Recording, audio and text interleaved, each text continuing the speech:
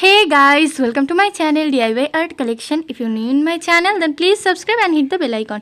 Friends, আজকে আমি আপনাদের সাথে ভরাট আসনের এই ডিজাইনটা শেয়ার করছি এবং এটা ক্রস স্টিচ এবং ভরাটের কম্বিনেশনে তৈরি। তো এই একটা ডিজাইন অলরেডি করেছি, এখন এর পাশে কাজটা আমি করব। এর জন্য এই যে লাইনটা আছে লম্বা লাইন, এটাকে কিন্তু পাশেরটারও বক্সের লাইন ধরে এখান থেকে স্টিচ করছি।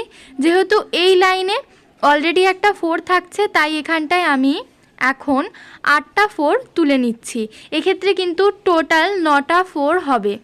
আপনারা যদি আমার পাশের যে ডিজাইনটা আছে সেটা কাউন্ট করে দেখেন তাহলে কিন্তু টোটাল 9টা 4ই হচ্ছে। তো এখানে আমি 9টা 4 তুলে নিচ্ছি।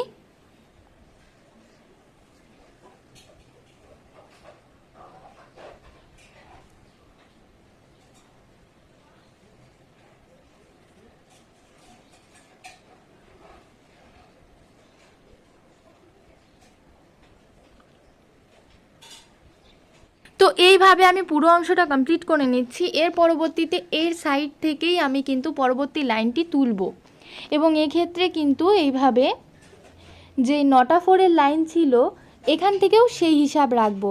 এখানে আবার কাউন্ট করে নিচ্ছি, টোটাল 9টা হয়েছে এবং নিচের 4টাকেও কিন্তু এই লাইনে ধরবো। টোটাল এখানেও কিন্তু 9টা 4ই হবে।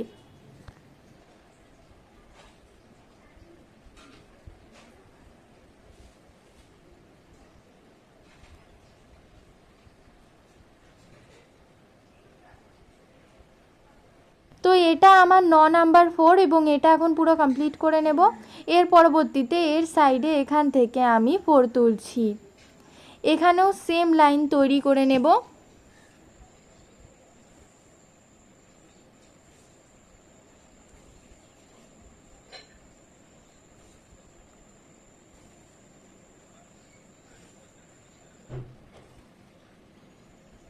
এখানে যেহেতু আমার দু সাইডে দুটো 4 রয়ে গেছে তাই মাঝখানে অনলি 7টা 4 তুলতে হবে।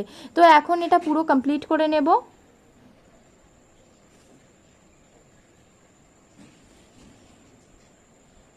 পুরোটা কমপ্লিট করা হয়ে গেছে, স্কোয়ার বক্সটা তৈরি হয়ে গেছে আপনারা দেখতেই পাচ্ছেন। এখন এর ভিতরের অংশে স্টিচ করব।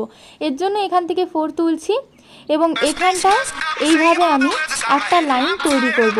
এক্ষেত্রে কিন্তু আমার 7খানা 4 উঠবে যেহেতু আমার দু সাইডের লাইন অলরেডি তৈরি আছে। তো এই ডিজাইনটির ক্ষেত্রে অবশ্যই আপনারা এরকম ডাবল স্কোয়ার বক্স তৈরি করবেন, নাহলে কিন্তু ডিজাইনটা অত সুন্দর করে ফুটে উঠবে না।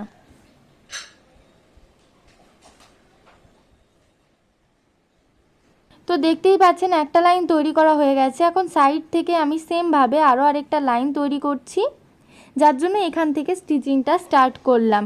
এই ক্ষেত্রেও কিন্তু আমার টোটাল 7টা 4 উঠবে। যেহেতু অলরেডি একটা 4 তোলা হয়ে গেছে উপরের অংশে, তাই এই জায়গাটায় 6টা 4 তুললেই হয়ে যাবে।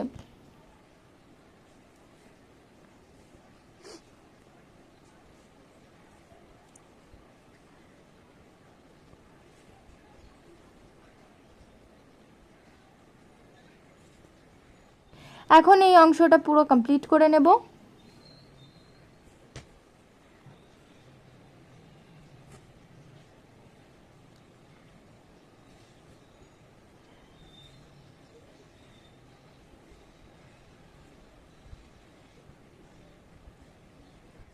দেখতেই পাচ্ছেন এই জায়গাটা কমপ্লিট হয়ে গেছে। এর পরবর্তীতে আমি নিচের এই অংশের থেকে স্টিচিং করব। এখানেও আবার সেই 6টা 4-এর লাইনই হবে।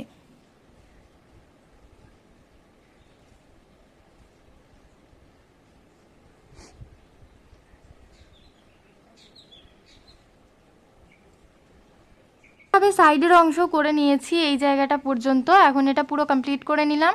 এখন এর ভিতরের লেয়ারটা বানাবো। এর জন্য এই যে কর্নারটা আছে এখানে একটা ঘর ছেড়ে একটা ঘরে 4 তুলব। যেমন এখানে একটা 4 তুললাম, মাঝখানে একটা 4 তোলার মতো জায়গা ছেড়ে আবার আরেকটা 4 তুলছি। এক্ষেত্রে প্রত্যেকটা কর্নার আপনারা ফাঁকা রাখবেন এবং তারপর এইভাবে 4 তুলবেন। যেমন এই জায়গাতে আমি আরও দুটো 4 তুললাম, সেমভাবে আর দুটো কর্নারেও 4 তুলে নেব।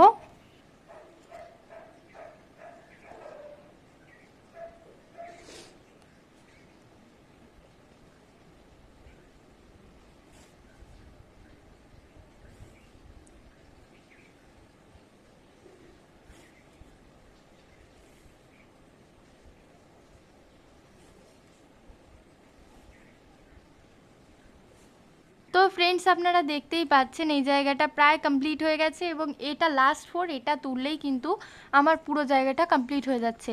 এইভাবেই কিন্তু বাকি পুরো আসনটা ভরাট করতে হবে। এর পরবর্তীতে চলে আসি ফুলের অংশে। ফুলের অংশের জন্য আমি এই যে কর্নারটা তৈরি হয়েছে এখান থেকে এই কর্নার পর্যন্ত একটা ক্রস করব। এটা অনেকটা বড় সাইজের একটা ক্রস হচ্ছে এবং এর পরবর্তীতে এই যে 7টা ফোরের লাইন ছিল তার উপরের অংশের থেকে এইভাবে 3টে ফোর তুলে নেব।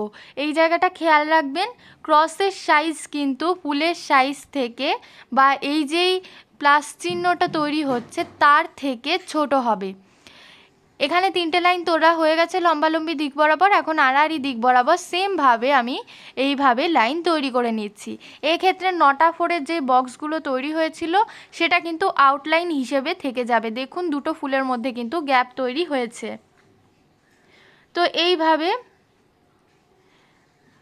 রেড কালারের উলের কাজ কমপ্লিট হলো। এরপর আমি ইয়েলো কালারের উল নিয়েছি এবং এর জন্য এখান থেকে আমি স্টিচিংটা স্টার্ট করছি এবং এই সুতোটার নিচ থেকে আমি সুতোটাকে পাস করিয়ে আবার এর উপর থেকে পাস করিয়ে আবার ক্রসের নিচ থেকে পাস করাচ্ছি। তো এইভাবে সুতোটাকে ঘুরিয়ে নিতে হবে। তো এখন এই জায়গাটা থেকে ঘুরিয়ে এইভাবে সিকিওর করলাম। তো এই জায়গাটা চাইলে আপনারা স্কোয়ার শেপ করতে পারেন বা গোল করলে একটু বেশি টেনে দেবেন। তো আমি এখানে স্কোয়ার টাইপের একটু শেপটা করলাম।